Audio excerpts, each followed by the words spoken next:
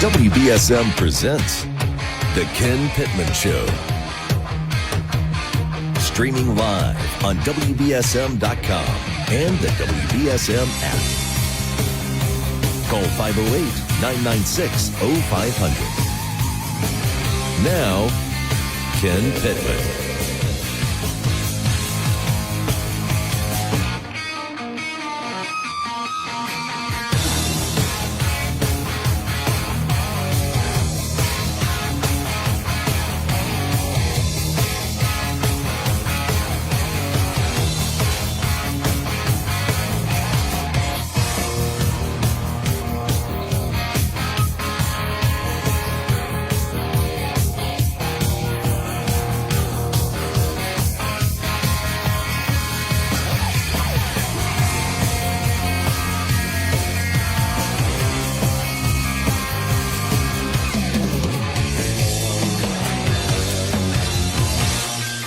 Well, good morning. This is Ken, and glad to have you with us here on WBSM. The much-anticipated re-arrival of long-lost Ryan Dixon, expected to be here today. It's a rumor that he started. 508-996-0500, of course, that's how you get on. I want to talk about this bill that's before it could be going before our legislators, and it's got to do with protecting Muslim culture and Muslim people in Massachusetts. But it's a bit concerning. I'll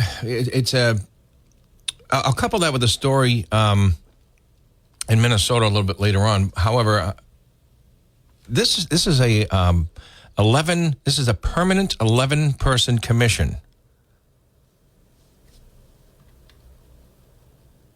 It'd be a first in America too, if it passes.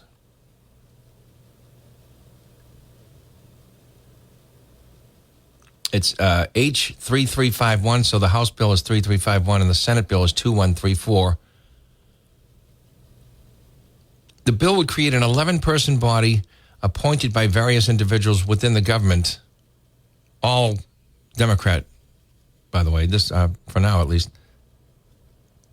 And this would be with issues related to Islam. It's to promote research and serve as a clearinghouse and source of information on issues pertaining to American Muslims in the Commonwealth. It's to inform the public and leaders of business, education, human services, healthcare, state and local governments, and the communications media of the unique culture, social, ethnic, economic, and educational issues affecting American Muslims in the Commonwealth. It also empowers them to go out after private donations. So it's a quasi-governmental agency, but it will have some governmental powers, yet it'll still have some privacy rights. You might not know who's actually giving the money. And that's concerning to me because I know the history of private money coming from places like Saudi Arabia. I mean, the madrasas that they set up in Afghanistan and Pakistan and elsewhere, they're schools. And they're schools to radicalize Muslims, and they gave us the likes of the Taliban, Al-Qaeda, and the Islamic State. And my question to the Commonwealth supporters of this is, why is it necessary? There's no Islamophobia. There's nothing preventing Muslims from promoting their religion here. There's a lot of anti-Semitism. There's a lot of hatred and actions against Jews in the state. So why is Islamophobia now the focus of this alliance between the far left and Islam? It's a strange bedfellow, but that's politics. And I think each one of them believes they're going to be able to use the other for their agenda. And they could both be right and they could both be wrong. For now, it's just very concerning. But this is not only unnecessary, it's probably unconstitutional. But that doesn't stop Massachusetts Democrats from voting for things.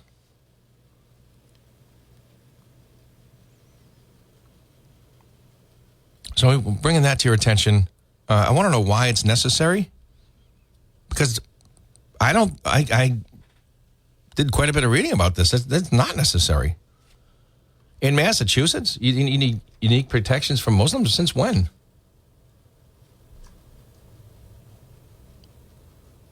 Very strange that it's coming at a time when we're watching 400-year-old institutions like Harvard openly support anti-Semitism. Not just Harvard. You get Mandami, the mayor of New York City. All he does is bash Israel. And I just watched a video just before he became mayor telling the Muslim community when the New York Police Department has their boot on your throat, it's really the IDF, the Israeli Defense Forces. So the New York Police Department is your mortal enemy, in other words. This guy is crazy. AOC, Alexandria Ocasio-Cortez, this is how thin and weak the Democratic presidential candidate bench is. She is the front runner. This lightweight, this remarkably incapable politician is in a lot of people's minds on the Democratic side a good idea to put her in the White House.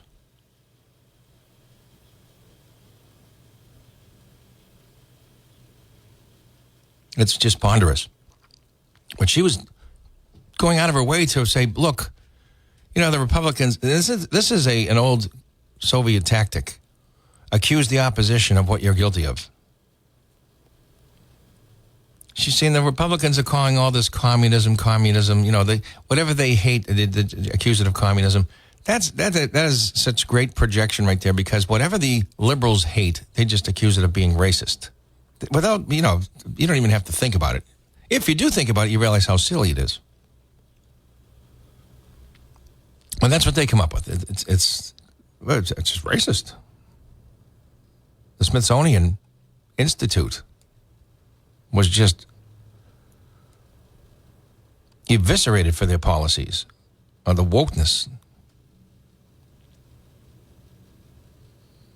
Politeness is white racism, white nationalism. That's in their book that they promote. I'll get into that later. I know it sounds crazy, just left alone, but it's going to have to remain that for a few moments. Got so much to talk about here, but and so we know. I mean, if you're paying attention at all, you realize the far left, the not just socialists, the communists. Grant Plattner, an avowed communist. Bernie Sanders is a communist.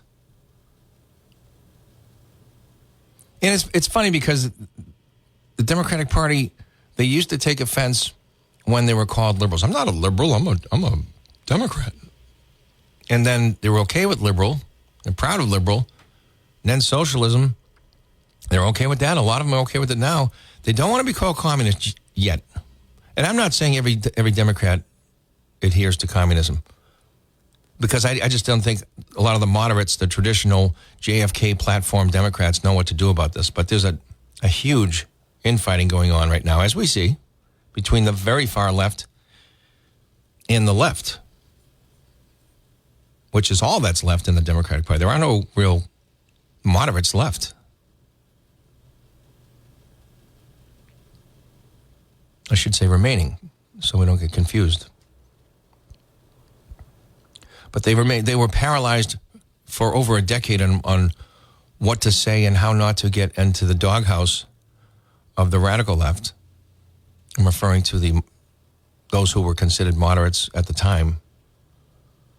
So they bit their tongue. They were politically paralyzed to do anything about the movement within their party. And now they're getting bumped out. Mostly in safe left places, far left places. You know, there's areas in Colorado that are far left, Minnesota, New York, obviously, Massachusetts, Maine.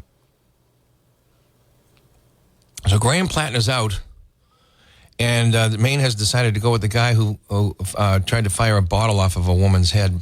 I'm not making it up. And he'll be going up against Susan Collins. He has other issues as well.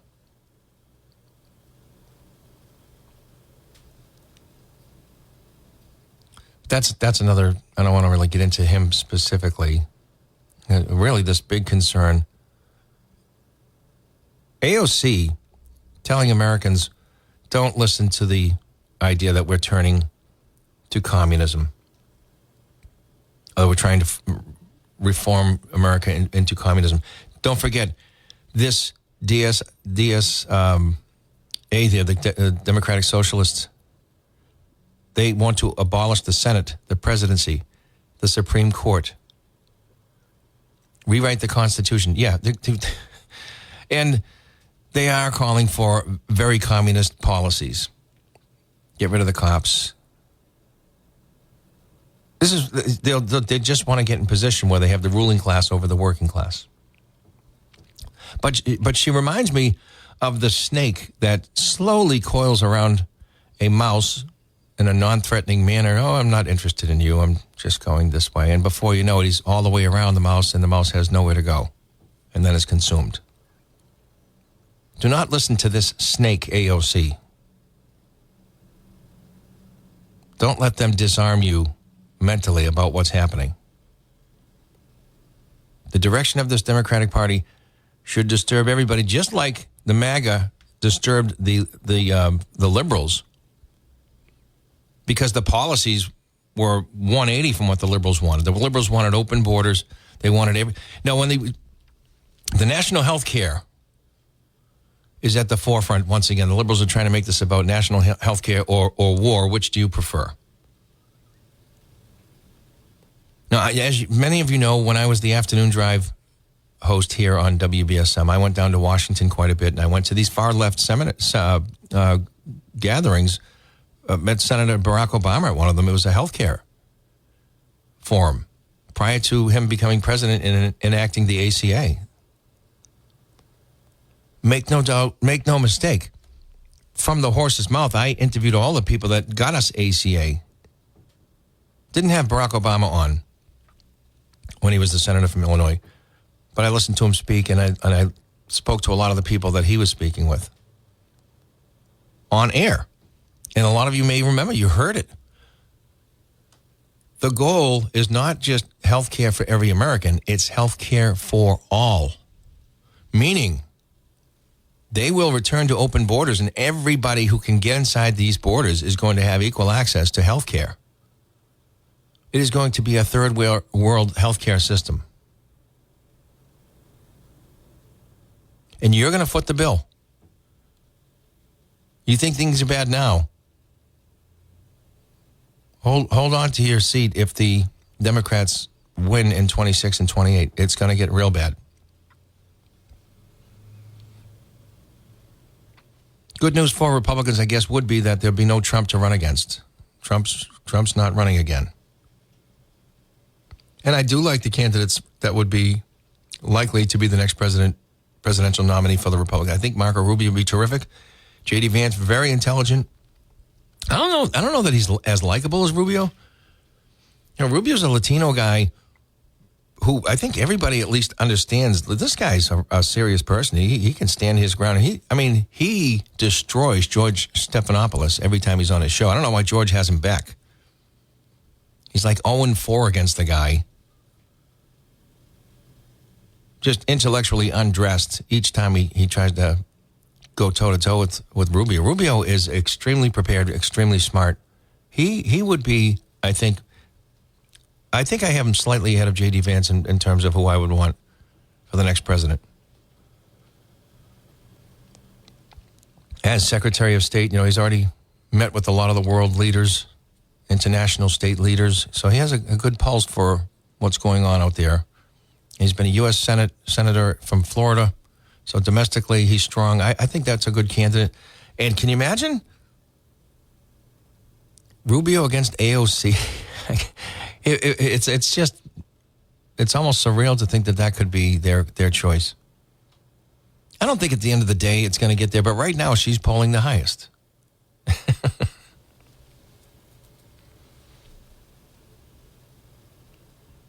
mean, Rubio's a serious person. I don't know that a lot of people outside. There's a ceiling for votes when it comes to the Democratic Socialists. I don't think you're going to get 51% of the country to vote for socialism. Now, it's packaged and sold in a certain way, so you'll be able to trick X amount, but there's a ceiling. 508-996-0500. Let me take a quick commercial break. We'll return, and Patriots camp opened yesterday. People are very excited about that. The NFL season is just about upon us. We'll be right back.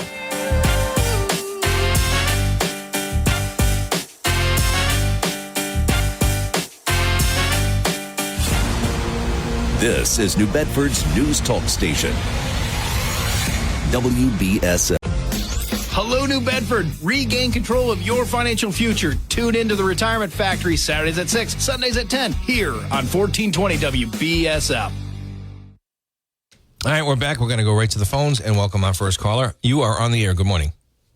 Good morning, Ken. How you doing this morning? This is Tom. Hey, Tom. How are you? All right. I'm at Reverend's Church down here in the South End. I'm wondering if we can do this on behalf of their thrift shop, which just reopened. I've walked through it myself, and stuff is unbelievable. It's open from 9 to 2 on Saturday and 11 to 2 on Wednesday. But, man, I mean, it hasn't been open about a year and a half, and the stuff they got in here is absolutely fabulous. So if you want a lot of very nice stuff, really, really cheap, come down to the thrift store on Brock Avenue. It's about a block south of the gas station. If people know where the gas station is up Brock Avenue, and it's called Reverend's Church. North of the park, Hazelwood, right? Oh, yeah, we're about a quarter of a mile from the park. Okay. Yeah, it's on the corner of Emory and Brock Avenue. There's signs outside. And where does the money go to? This is to the church, Reverend's Church. Nice. What impresses you about the stuff? Like, what kind of items have you saw that sort of impressed you? Oh, my goodness. They've got baby clothes. They've got shoes for women that you would not believe. A lot of stuff that still has tags on it. They've got old VCR stuff like the Planet of the Apes and all kinds of stuff. There's shoes, stiletto shoes, sneakers. Stuff is brand new. Baby stuff. They really did a good job here. It's been closed for about a year and a half, and now it's reopening. So we encourage everybody to come on down. And the parking is generally pretty good. You can park on Emory Street, on Brock Avenue, some of the side streets around Hannigan School and all that. All right. Yeah, and it all goes to the church. Now, that's one item. Now, the second item. You think they're going to trade Tatum? No. I think they're going to trade Tatum to the Lakers. Lakers got an opening there, and this guy's a hedge fund manager, and his last trade was disastrous, in my opinion, and I think they should have kept Brown. And well, you say that, but I'll give you my opinion now. With Brown getting them 2 first-round draft choices, with your own 2-round draft choices, you now have 4 that you can package up and move up into the top 6 or 7 and get a terrific franchise player. Yeah, if they can get those 2 guys from San Antonio, or the names Castle and Harper, that would do them good. Because to me, those are the up-and-coming best players coming. I don't see this hedge fund manager is not a basketball guy. He's a finance guy. And I think he's getting ready to unload the whole thing, but he's got to get rid of some of these salaries. I never thought getting 2 guys on the Supermax contracts that's going to really constrict what you're able to do as far as a supporting team. I thought that was too much. That's right. Yeah, that's true. That's true. And Brown and Tatum offer a lot of the same set skills, and it was too much of one thing. It was so good that it got them a championship pretty much, but you still have to have a good supporting cast. Yeah, that's true. All true. But anyway, how you doing? All right? Yeah, things are well. I appreciate it. Good. Very good. You have a great day, and thank you for the ad for the Reverend's Church. Of course. Thanks, Tom. All right. Yes. Yeah, well, not just too much on the Celtics, but I was not the biggest Brown fan because of the way he drove the ball to the court and was stripped as much as he was. It frustrated me that he couldn't correct that. And I think we'll see more of the same when he's on Philly. I mean, he was good, but he also had some problems, and he also was almost the same type of scoring ability of Tatum. Not quite as good, but he was better in bigger moments. Tatum still has to have that big game in a big moment. He really hasn't had that yet. I'm sure somebody will correct me, but overall, I think he's underwhelmed in the biggest of moments. Anyway, I two guys on the Supermax. That's you're gonna hog tie your salary cap to two guys and not be able to bring in a lot of talent. It's not very appealing for really good support players to come in and be invited to play for less. That's that. I feel like I broke the Red Sox winning streak. I intentionally didn't watch any of the games during this winning streak because I didn't want to change anything. And I was over in Nantucket working, and I sat down to have a dinner, and the Red Sox were on, and I was like, oh, no. And sure enough, that was the game they lost. Could have been their 16th win in a row. I don't know what to think about them, so don't ask me to have a strong opinion. I intentionally avoided watching them this year. I thought they did not do a good job putting a team together. They're shutting me up for the moment, but I don't have a lot of confidence this is going to continue. I mean, you can't play at this torrid pace with this roster, in my opinion. 508-996-0500, just sitting here sipping a coffee and inviting you to call in. One thing that hasn't been discussed in just a little while, I would say the New Bedford Police Department now is, they're in between, 700 and 800 days without a contract. And, it occurred to me, boy, here's a mayor who made sure that he had job security for 4 years, not 2, getting paid an awful lot more than the average cop. And he's not interested in finding a contract for our very important employees who keep us safe in New Bedford. I thought that was interesting, right? He made sure that he gets a 4-year job security position as mayor.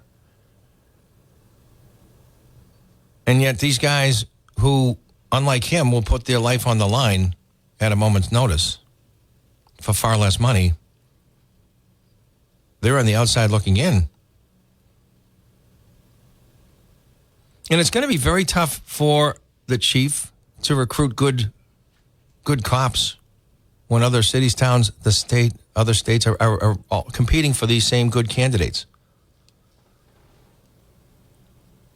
Maybe municipalities that have contracts, job security.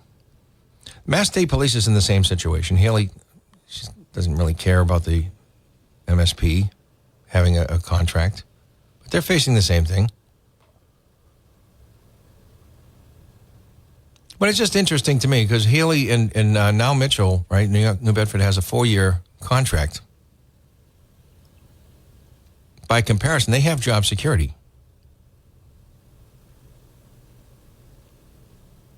So ponder that. 508-996-0500. We were talking about the bill that's before the House and Senate. I don't know. I hope Mike Rodriguez and these people that can put this off, I hope they do put it off.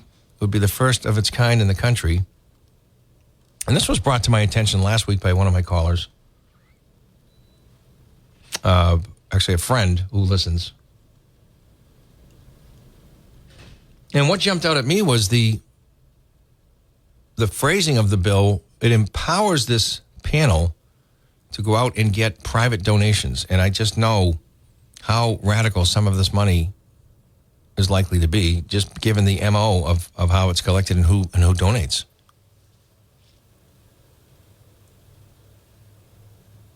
And again, the question, why is it necessary to have all these new and sudden protections and an emphasis on the importance of Islam over other religions in our state, when it's been the Jews who are under attack? The Democratic Party has done intentionally, by the way. They've done nothing to protect Jews. Harvard University has shamed itself. A lot of the Ivy League schools have become so radical, taken over by nut jobs. Elizabeth Warren is probably the busiest person on X, the former Twitter. I can't believe how active. I know it's not all her. It's got to be staffers and whatever. However, she's like many Democrats. What they do, the Democratic Party seems to have, they're almost like an alien race where they all shame, they share the same words at the same time as if they're sharing a brain. They have telepathy. So they all come out with the same messaging. And the newest one that just bombards the readers on X is you have to choose either war or health care. Why are we calling for a higher budget in our military when we don't have health care and kids are starving? The poor in this country are overweight, by the way. Nobody's starving. So that's a little bit hysterical. But I also want to say, when you think about the Constitution, the preamble of the Constitution says we are to provide for the national defense. And big difference here. And promote the general welfare. The government is supposed to promote the general welfare, encourage private charity to give generously to the struggling, to those who are in need. That part's ignored. You know, there was a time when people who were struggling didn't hate the rich. They actually were grateful that the rich in their churches were giving money so that they could get things they couldn't afford at the time. Now it's all in the state. And those who are elected and those who vote to increase the budgets for these things, they're teaching their constituents to hate the rich. Hate. The liberals talk about tolerance and diversity. Like any bigot, like any hater, they feel their targets of hatred are justified. So they can openly hate because they're right. I bet Hitler felt that way. Not to compare the two, but I'm saying the mindset. I bet he felt his hatred was justified. So either you put down racism, bigotry, hatred, you condemn all of it, or you accept it. That's what we're down to. And you can't find lanes where it's okay. And we're seeing it. If you are a MAGA, now if you're just MAGA, if you just voted for Trump, you're a pariah. I watched a Canadian illegal immigrant smack a 13-year-old girl because she was wearing something that had Trump on it. Make America Great. She had some sort of clothing. An illegal immigrant from Canada. While in New Jersey, her husband is an internet tough guy. He threatens people all the time. But she actually smacked a 13-year-old. There's a video of it. And now she's facing the consequences. But she's not alone.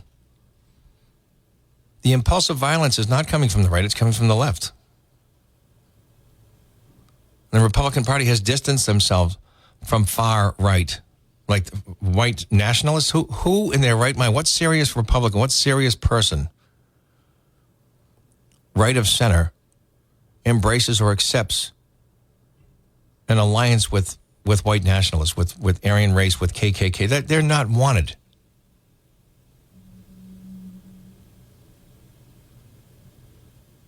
But somehow we're all pulled into the same category and should be hated by some. Ayanna Pressley, Massachusetts congresswoman, well, her ex-convict husband just secured a $2 billion contract with the state of Massachusetts to do some construction out in the Springfield area. People want that looked at. My hand is raised. She has become extremely rich in the few years that she's been a congresswoman. That needs to be looked at. Not alone. She's not alone. Oh, there's the other thing, too. Elizabeth Warren, what a joke. She's talking about the Stock Act. Well, she said, I for one, am supportive of no more insider trading. Really? That's interesting. Because Scott Brown, who she replaced in Congress, forced Congress to vote to stop that practice. The Stock Act passed in April of 2012, thanks to Scott Brown, who angered both Republican and Democrats in Congress, right? They didn't want that party to stop. That's why he didn't get the help come November when he was going up against Elizabeth Warren and the Democratic machine in Massachusetts. He didn't get the same help he got in 10 when he won. But 2012, this Stock Act passes. And now a lot of the insider moves that Congress was making, they're gone. Elizabeth Warren knocked Scott Brown off in November of 2012. By April of 2013, President Obama quietly removed most of the teeth in that bill, and Congress went right back to the insider trading, including Elizabeth Warren. In fact, her replacing Scott Brown allowed for it to happen in the first place. And now, after she's made her money, right, she's what, 82, 83? Well, I don't know how long she's going to be there, but I would say the majority of her time in the Senate is over. And she's stating that she's supportive of ending this practice where the 535 members of Congress can no longer take an advantage over their stock moves. Not only I don't know if I believe her, but so what? At this point, you've already made your money.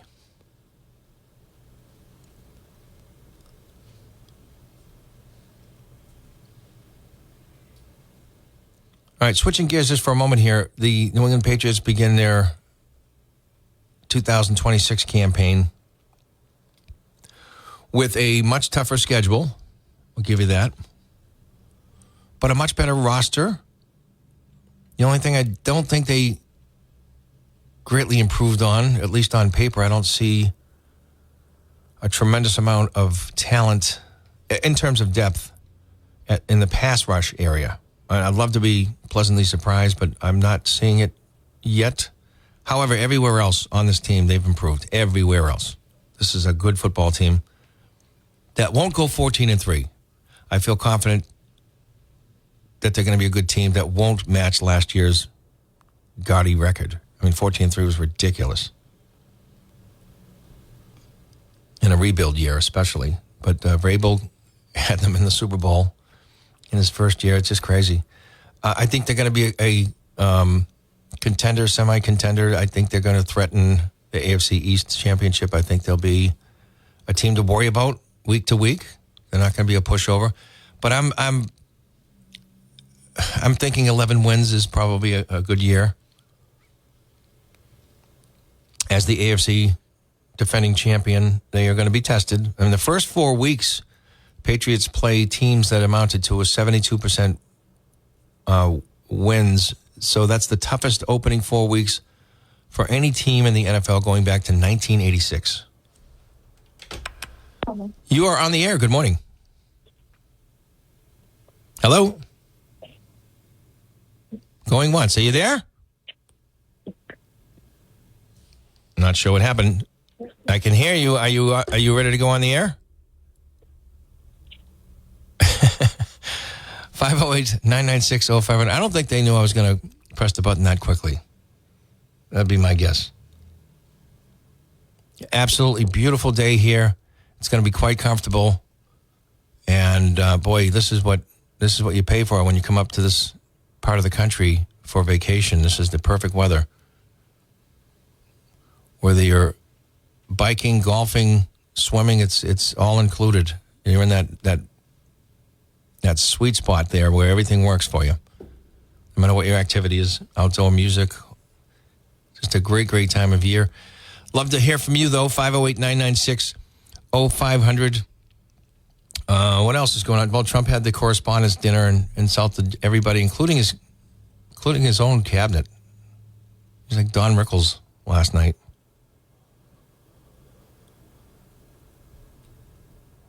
In a mostly hostile climate, right? I think we can all agree most of the journalists do not like Donald Trump, or those calling themselves journalists.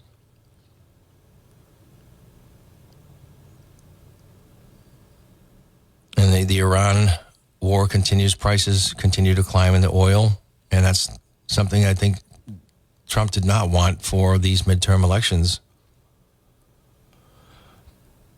But if you listen to me, I was warning him, don't say you get a deal. No, these are not truthful people. These are hardliners. I mean, they have an apocalyptic ideology.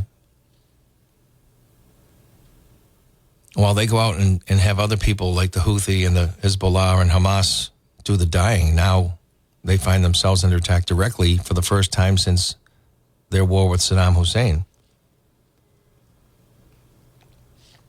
And they are really incapable of going toe-to-toe with the Americans. They know that, so they've sort of recommitted to their proxies, like the Houthi, spreading out the problem so that it's not consolidated to Iran. They want their proxies to absorb some of the American punishment, to take the pressure off of them. That's what kind of benevolent friends they are to these people. We're going to take a break and return. You're listening to Ken Pittman on AM 1420 WBSM. Daisy was abandoned by her family and placed in foster care at 15 years old. Her life was full of uncertainty. She thought she'd never have a permanent place to call home. Before I was adopted, I felt like I wasn't enough. I had this hole in my heart, and I never knew what I needed to patch that hole. But when my mom asked to adopt me, that hole was closed. It feels so normal now to say that I'm a part of this family. I am surrounded by love. I feel safe. And that hole inside of me is gone. I am whole. I'm finally enough just as I am. The Dave Thomas Foundation for Adoption is changing the lives of teenagers at risk of aging out of foster care. Like Daisy, every child deserves a permanent, loving home. You can help. Learn more at davethomasfoundation.org.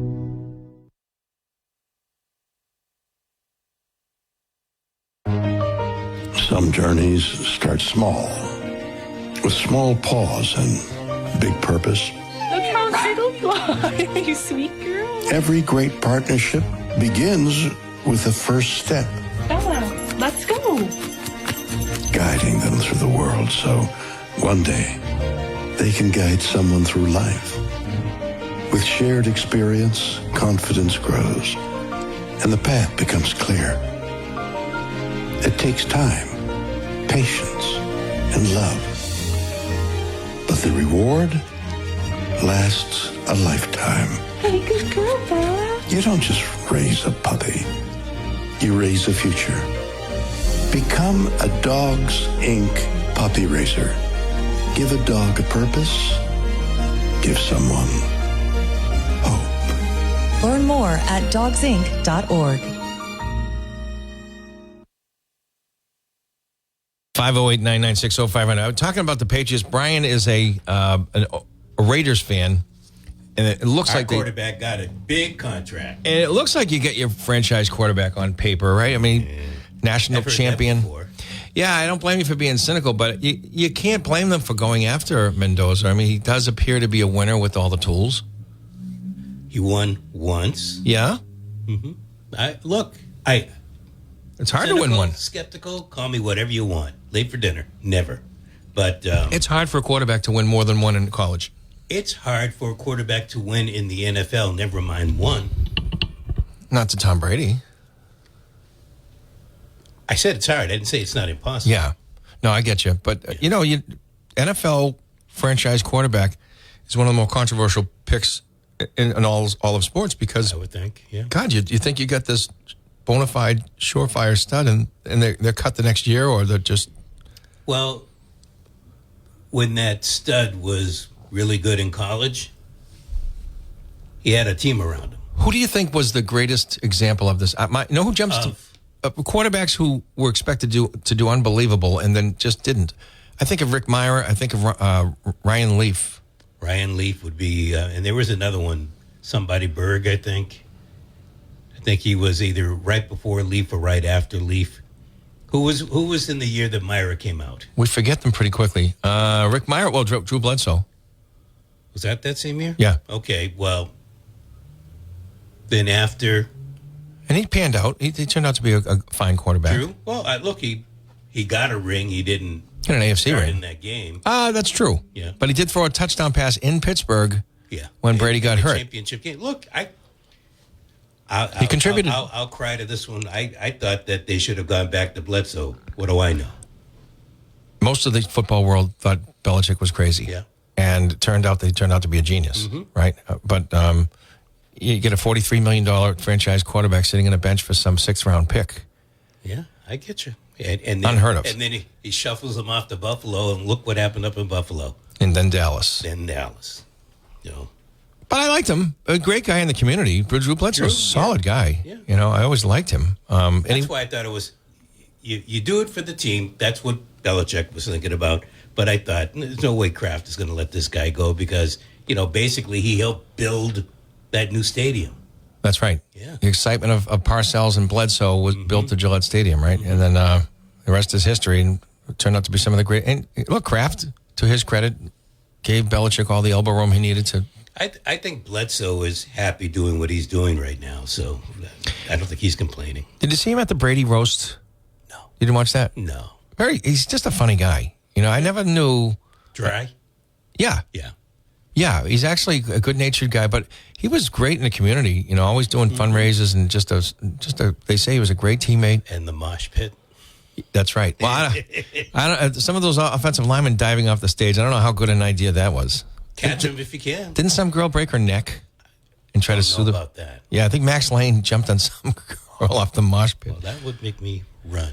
Well, why would you be under an offensive guard or tackle who's basically off the top rope in a WWE wrestling move, right? He's going to land on you. Why would you not move out of the way? I would think that you might be a little intoxicated somehow, some way, and you're thinking, oh, no, it's not going to happen. Yeah, that's Max Lane. It looked like he was getting bigger, and then it hit me. Let's take a call. 508-996-0500. Good morning. Thanks for waiting. Good morning. Hi. I'm glad you're there, and I'm glad your sidekick's there with you, too. I got a question. Just to get your opinion. Yeah. My question is, what's your take on the missing in action Mitch McConnell deal? I think he should resign. Do you think he's alive? I do think he's alive, but I think he should. Okay, I think all right. If he can't resign himself, I think somebody that has the authority to should just remove him. He's not serving the United States. Somebody's got to have a power. He's not serving Kentucky. He's not serving the U.S. Yeah, there's got to be some power of attorney. I'm just fascinated that nobody can actually come out and say, yes, he's alive and here he is. It's like, it's amazing to me. Didn't they have a good fake picture of him? They do. There was a picture of him. I mean, pictures all over Facebook. It's like he's everywhere. But you would think, unless he's unconscious, he would make a statement and say, I'm sick, I'm healing, whatever. It's just amazing to me in this day and age that nobody can say, yes, I can tell you he's alive and here he is. And blah, he shouldn't have even run for Senate last time. He's just too old. And we're seeing too much of that with Ed Markey and Elizabeth Warren. All these, they're just staying around too long. Gee, should we talk about age limits again? I just wish we could find a wise American populace that can vote accordingly. Yeah, I know. It's just, I don't know. I sit there and I read the papers and I'm like, where is Mitch McConnell? And let me ask you something else on top of that. So supposing he does pass, or supposing he has passed, what happens to his position? I don't think they would lie about it. No, but I mean, what happens if he was? Let's assume he passed today. Well, the governor would appoint an interim senator, and the governor's a Democrat, right? So Bashir, is that his name? Yeah, he would appoint a likely to be a Democratic interim senator until a special election.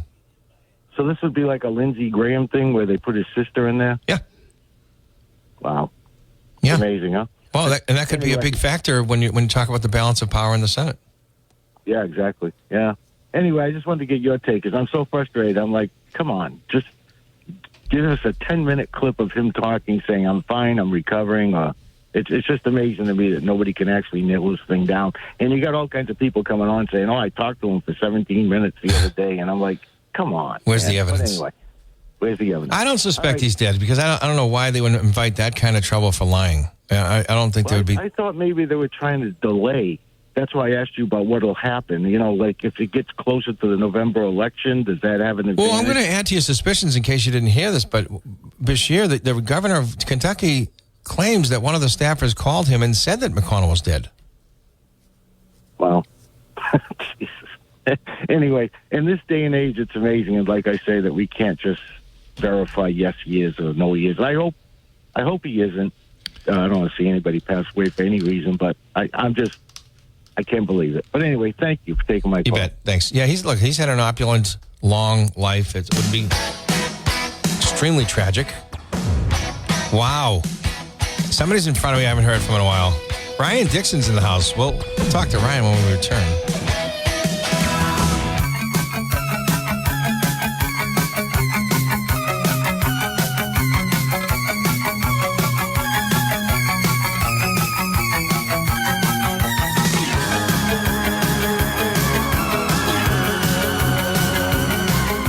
Here's what's happening this week on Town Square Sunday. We'll learn about the 14th annual New Bedford Seaport Art Walk, up now along the waterfront through October. Founder Jessica Brigoli-Sparling will explain this year's theme, Good Trouble. She'll be joined by two contributing artists whose public art will get you thinking. And columnist Jack Spillane of the New Bedford Light stops by to discuss the news of the day. In an encore broadcast, we'll learn about Cooper Kendall, an American tenor with roots in New Bedford. I'm Jim Phillips. Join me for Town Square Sunday, Sunday morning at 6 and 11 on 1420 WBSM 99.5 FM. Hey. 1420 AM and 99.5 FM. WBSM.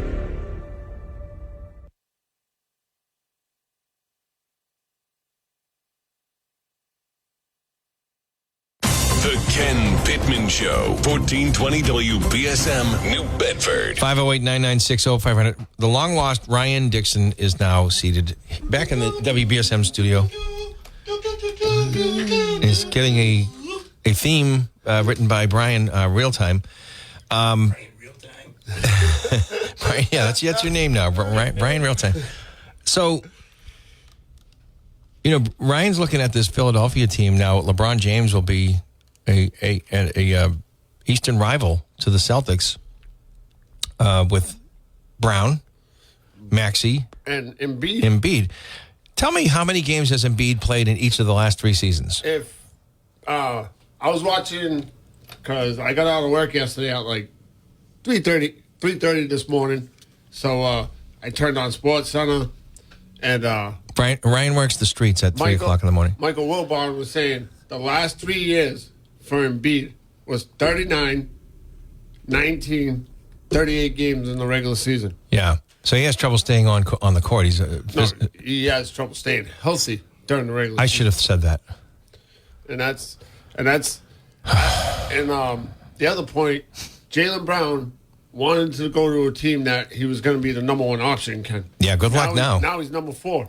Well, we'll see how that pans out, but he's going to have to compete for the ball. You get Maxey, you get Embiid, you get LeBron James. And you got him. LeBron James is becoming the Gordie Howe of basketball, right?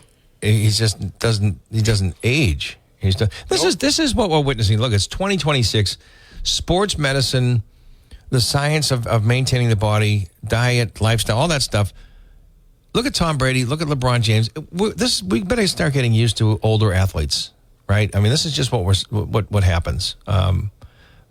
But he signed a 2-year contract, so he's not like he's going off into the sunset if Philadelphia somehow wins it next year. He's planning on returning.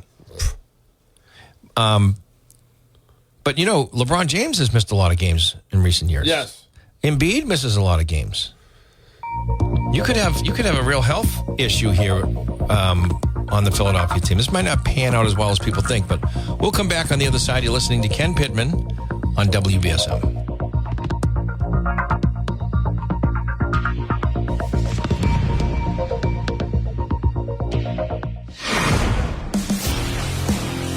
WBSM and W258DR, New Bedford, a Town Square media station.